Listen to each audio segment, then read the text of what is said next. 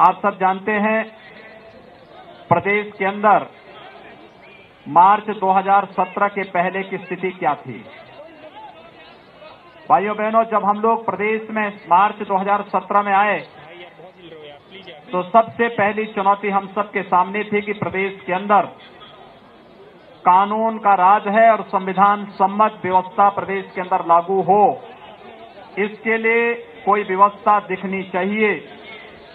उसके लिए सबसे पहला कार्य हम लोगों ने प्रदेश के अंदर किया वह था कि वर्षों से अवैध तरीके से, अनैतिक तरीके से हर चौराहे पर जो बूचड़खाने खोल दिए गए थे, हम लोगों ने एक ही आदेश पर 24 घंटे के अंदर पूरे प्रदेश के हजारों अवैध बूचड़खानों को एक सिरे से बंद कराया था, जो प्रदेश के अंदर अव्यवस्था, गंदगी और प्रदेश की कानून व्यवस्था को सीधे सीधे चुनौती दे रही थी।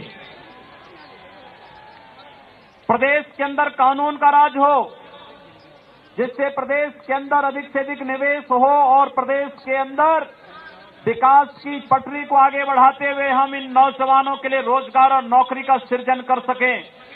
हमारी सरकार ने बड़ी तत्परता के साथ उस प्रकार के कदम उठाए।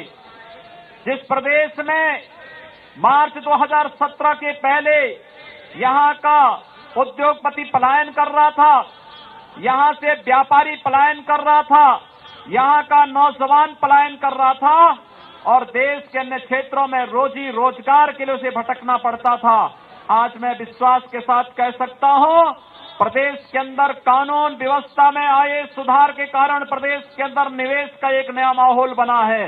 और मैं आप सबको इस बात के लिए आश्वस्त करना चाहता हूं कि आने वाले समय में निवेश की इन संभावनाओं को देखते हुए प्रदेश के अंदर एक नया औद्योगिक वातावरण जहां देखने को मिलेगा, वहीं साथ ही साथ हमें प्रदेश के नौजवानों की प्रतिभा और उसकी ऊर्जा का लाभ मिलकर के प्रदेश को आगे बढ़ाने का अवसर प्राप्त होगा।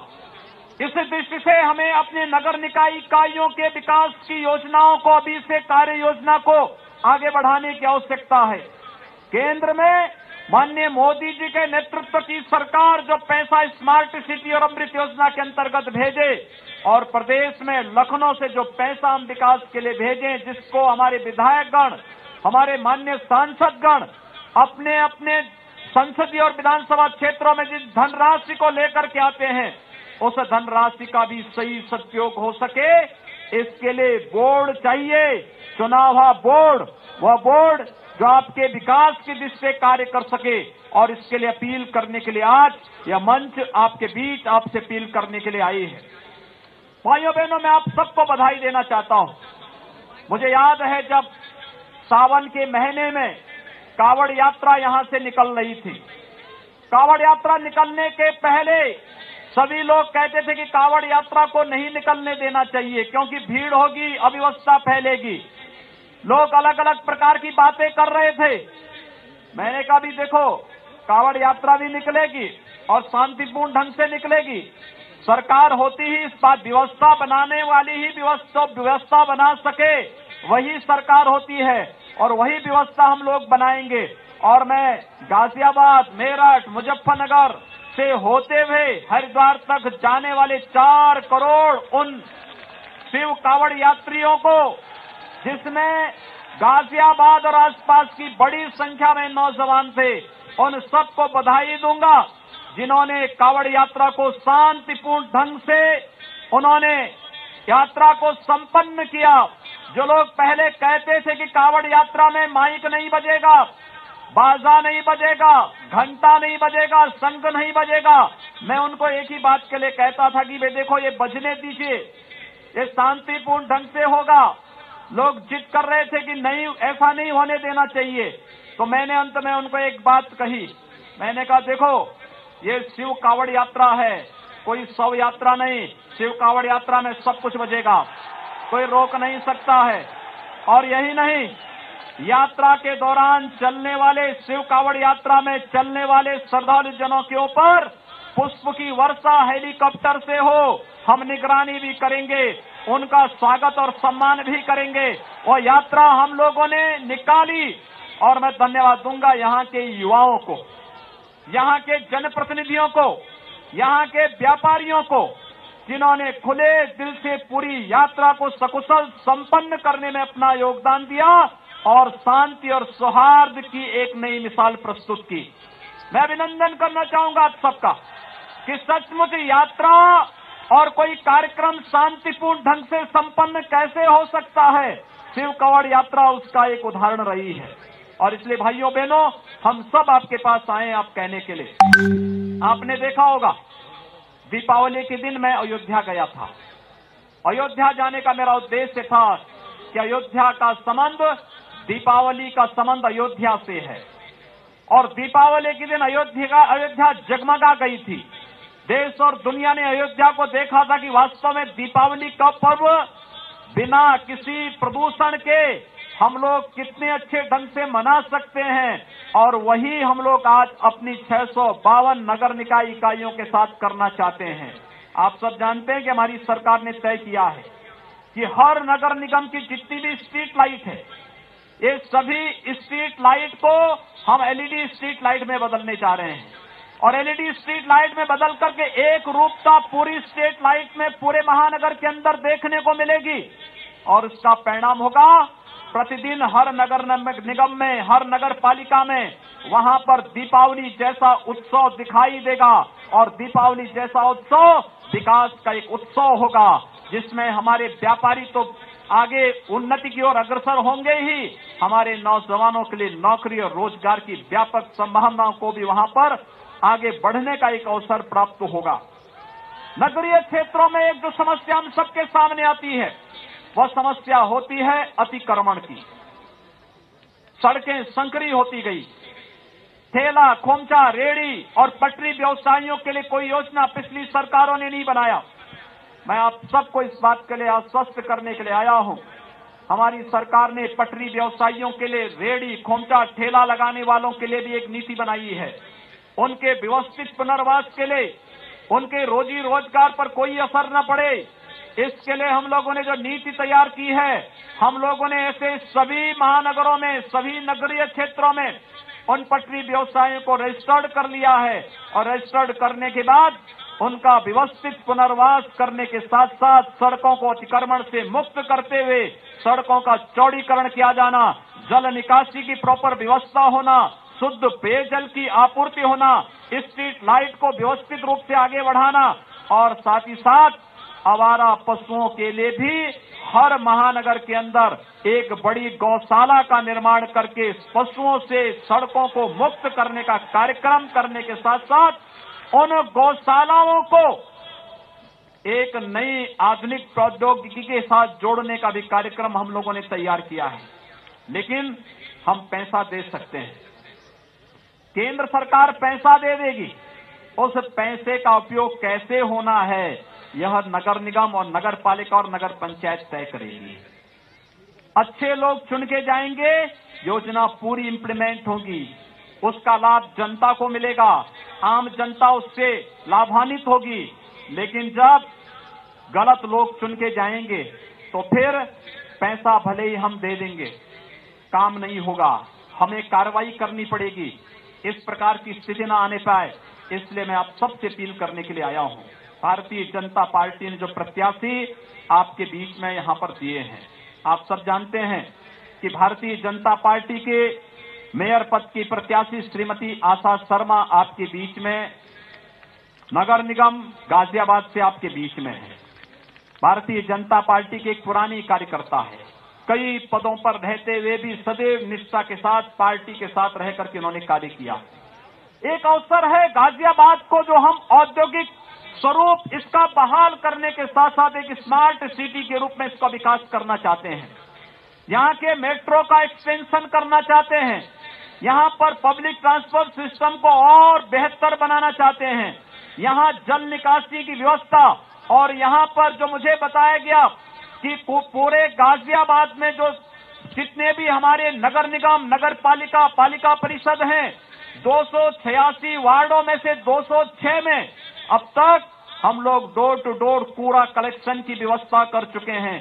इसको सभी 286 वार्डों तक पहुंचाने के साथ साथ सॉलिड वेस्ट मैनेजमेंट के माध्यम से गाजियाबाद को देश के सर्वाधिक सुंदर और अच्छे शहर के रूप में, एक स्मार्ट सिटी के रूप में इसको विकसित कराने की व्यवस्था करने के लिए जहां हमें कार्य करना है, वहीं साथ ही साथ अन्य कार्यों के लिए भी हम लोगों को आगे बढ़ाने की दिशा में एक नया प्रयास करने की आवश्यकता है। और इसके लिए आज हम सब आपके बीच आए हैं कि जो योजना हम लोगों ने तैयार की है, इस योजना को आगे बढ़ाने की आवश्यकता है। अव्यवस्थित विकास, पिछली सरकारों के द्वारा विकास के कार्यों में रुचि न लेने का दुष्परिणाम क्या है? आपने देखा होगा, आपने देखा होगा ठहराव आया नहीं, थोड़ी सी शीतलहरी पड़नी प्रारंभ हुई नहीं कि स्मॉग का खतरा आप सबके सामने आ खड़ा हुआ, लोगों के दम घुटने लगे। ये अव्यवस्थित अवैज्ञानिक सोच विकास की जब भी हम लागू करेंगे तो यह दुष्परिणाम भुगतना पड़ेगा। और इसलिए व्यवस्थित विकास की एक नई वैज्ञानिक सोच प्रस्तुत करने के साथ साथ हम महानगरीय जिंदगी को पिछली सरकारों ने 15 वर्षों में जो नारकीय बना दिया है, इस नारकीय से उभारने के लिए एक स्मार्ट सिटी के रूप में गाजियाबाद जैसे शहरों का विकास करने के लिए, व्यापक रोजगार और नौकरी के साथ उसको जोड़ने के लिए, हर व्यक्ति को वहां पर रोजगार की व्यापक संभावनाएं मिल सके, इस दृष्टि से हम सब आपके पास आए हैं आपसे कहने के लिए इसको आगे बढ़ाने की आवश्यकता है। और उसमें भारतीय जनता पार्टी ने योग्य प्रत्याशी आपके बीच में दिए हैं। श्रीमती आशा शर्मा को मेयर पद के प्रत्याशी के रूप में गाजियाबाद में दिया है। भाइयों बहनों, आप सब जानते हैं गाजियाबाद में पिछले दिनों जब यहां पर प्रदेश में चर्चा चली कि बहुत सारे भवन तो पहले बनते थे लेकिन कभी कैलाश मानसरोवर भवन नहीं बना, लोग कहते थे कहां बनेगा, तो मैंने कहा गाजियाबाद में ही बनाएंगे। और भाइयों बहनों, हम लोगों ने गाजियाबाद में उसके लिए धनराशि उपलब्ध करवा दी है। अब कोई भी कैलाश मानसरोवर या चारों धाम जाने वाला यात्री, उसको कहीं आना होगा, रजिस्ट्रेशन की आवश्यकता पड़ेगी, तो उसको आपके नगर में आना पड़ेगा। आपके नगर में आएगा, वह रोजगार का सृजन भी करेगा, आपके बीच में आएगा, विकास की ढेर सारी संभावनाओं को विकसित करेगा और एक पहचान, इसको हम आगे बढ़ाने का कार्य इसके माध्यम से करेंगे। हम लोगों ने मेट्रो के एक्सटेंशन की व्यवस्था की है। हम लोगों ने यह भी तय किया है, मैं जब पिछली बार एक बार खोड़ा में गया था और मैंने वहां देखा कि हमारे पूर्वांचल के बहुत सारे लोग वहां पर हैं, बहुत बड़ी संख्या में पूर्वांचल के लोग गाजियाबाद में वहां पर हैं। वे लोग वहां पर रोजी रोजगार के लिए आए हैं, लेकिन उन तक बिजली नहीं पहुंच पाई है, पानी नहीं पहुंच पाया है। हमारी सरकार तय कर चुकी है, अगर कहीं पर 500 मीटर दूरी पर भी कोई घर बना होगा, हम बिजली का तार विद्युत विभाग वहां तक पहुंचाने का कार्य करेगा और विद्युत का निःशुल्क कनेक्शन वहां पर उन लोगों को देगा। हम लोगों ने प्रदेश के अंदर अब तक ऐसे 20 लाख लोगों को बिजली का निःशुल्क कनेक्शन उपलब्ध कराया है और साथ साथ 45,000 ऐसे मजरे जहां कहीं 10 घर थे, कहीं 20 घर थे, कहीं 15 घर थे, कहीं 11 घर थे, उन घरों तक हम लोग अब तक बिजली पहुंचाने का कार्य किए हैं। एक बड़ी संख्या है, लेकिन अगर विकास करना है तो विकास के साथ हमें उनको जोड़ना पड़ेगा। और इससे जो अभियान हमारा प्रारंभ हुआ है, उस अभियान के क्रम में जहां बुनियादी सुविधाएं देने की बात हुई है, जहां हम लोगों ने कानून व्यवस्था को दुरुस्त किया है, जहां किसानों के कर्ज माफी के कार्यक्रम को सफलतापूर्वक हम लोगों ने पूरे प्रदेश के अंदर लागू किया है, वहीं आज नगर निकाय चुनाव के माध्यम से यही अपील करने के लिए हम लोग आपके पास आए हैं कि अगर विकास की योजनाओं को आगे बढ़ाना है तो विकास की योजनाओं के माध्यम से हम सबको प्रदेश के अंदर एक समान विचारधारा का एक बोर्ड गठित करना होगा, जो प्रदेश और केंद्र सरकार से आने वाले पैसे का सही सदुपयोग कर सके। और इसके लिए भारतीय जनता पार्टी ने श्रीमती आशा शर्मा को मेयर पद का प्रत्याशी गाजियाबाद में बनाया है। लोनी में श्रीमती रंजिता धामा को अध्यक्ष पद का प्रत्याशी बनाया है। खोड़ा में श्रीमती रीना भाटी को भारतीय जनता पार्टी ने अपना प्रत्याशी बनाया है। नगर पालिका मुरादनगर, विकास तेवतिया और नगर पालिका मोदी नगर में अशोक माहेश्वरी को भारतीय जनता पार्टी ने अध्यक्ष पद का प्रत्याशी बनाया है। भाइयों बहनों, मुझे इन सब के बारे में आपसे अपील करते हुए ये कहना है, भारतीय जनता पार्टी के एक कार्यकर्ता की हत्या हुई थी और उनकी धर्मपत्नी को खोड़ा से भारतीय जनता पार्टी ने श्रीमती रीना भाटी को अध्यक्ष पद का अपना प्रत्याशी वहां बनाया है।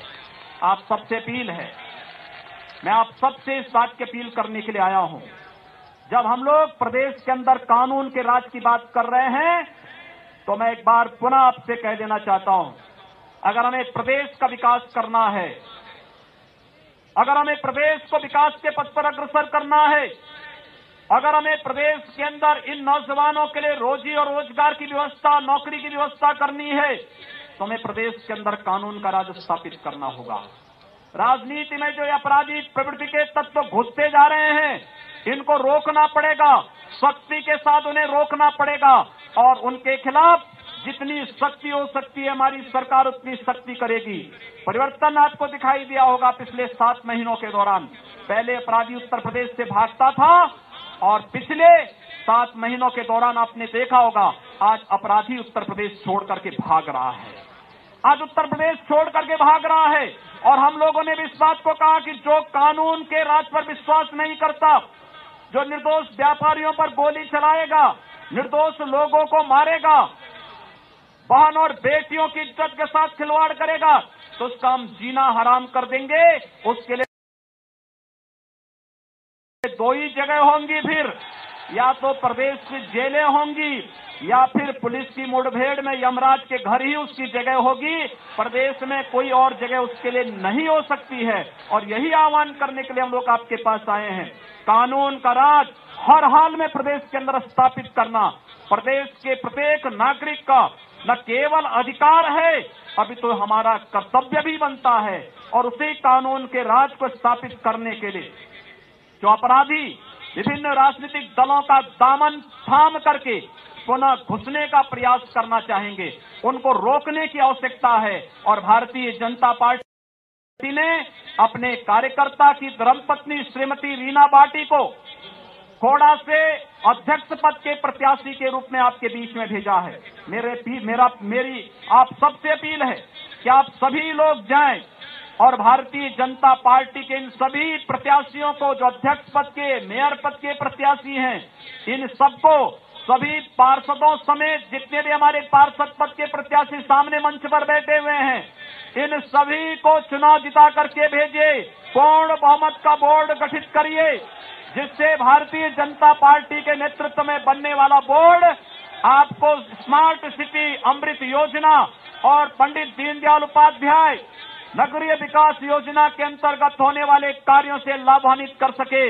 इस विश्वास के साथ आज के इस अवसर पर मैं अपने महानगर अध्यक्ष श्री अजय शर्मा, भारतीय जनता पार्टी जनपद के अध्यक्ष श्री बसंत त्यागी और इस पूरी कार्य योजना के साथ जुड़े हुए अपने श्री सत्येंद्र सिसोदिया समेत भारतीय जनता पार्टी के अपने सभी माननीय सांसद, मंत्रीगण, माननीय विधायकों को हृदय से बधाई दूंगा, साधुवाद दूंगा कि वे सभी लोग मिलकर के भारतीय जनता पार्टी के प्रत्याशियों को चुनाव जिताने में अपना योगदान दे रहे हैं और जनता जनार्दन के सहयोग से भारतीय जनता पार्टी का बोर्ड गठित करवा करके विकास की योजनाओं को समाज में अंतिम पायदान पर खड़े हुए व्यक्ति तक पहुंचाने का कार्य करेंगे।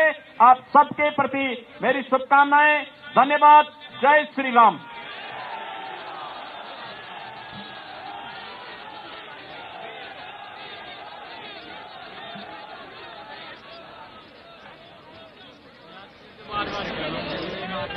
अब मैं आग्रह करता हूं आज की सभा के अध्यक्ष दिनेश गोयल जी से वो आए और अध्यक्षीय भाषण करें। दिनेश जी गोयल, अरे वह जोरदार नारा लगाएंगे मेरे साथ।